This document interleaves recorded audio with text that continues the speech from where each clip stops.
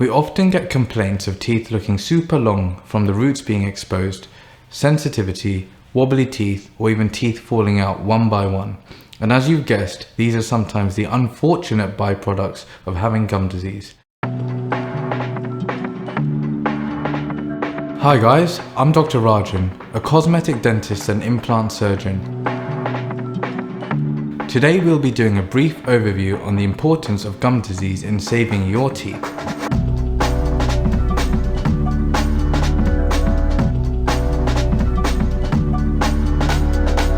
When you come for your checkup, what we are using x-rays to monitor are your bone levels.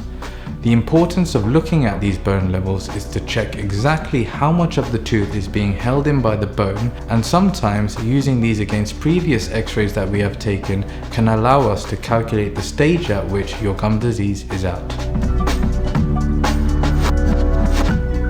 The overall way that we can class your gum disease is based on whether there is reversible or irreversible damage that has been caused.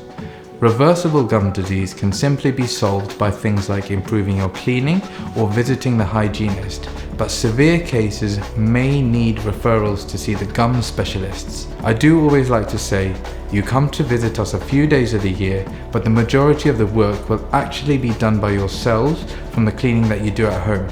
In addition to poor oral hygiene, things which can accelerate the rate of your gum disease is if you have a family history of this too.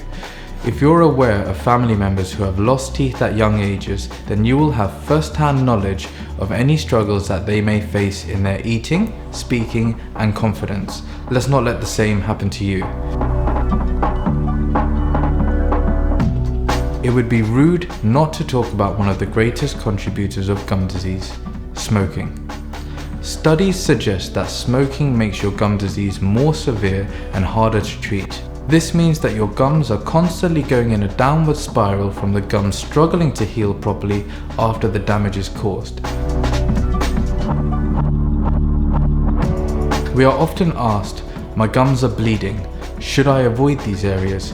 It's completely understandable to want to avoid these areas, but I cannot emphasize enough the importance of brushing more in these areas, because the bleeding can be an indicator of food trapping, which causes inflammation of our gums, which requires vigilant removal of plaque to reduce these localized spots of gum disease. I hope that you guys have found this video useful and feel completely free to get in touch if you have any questions. Thank you.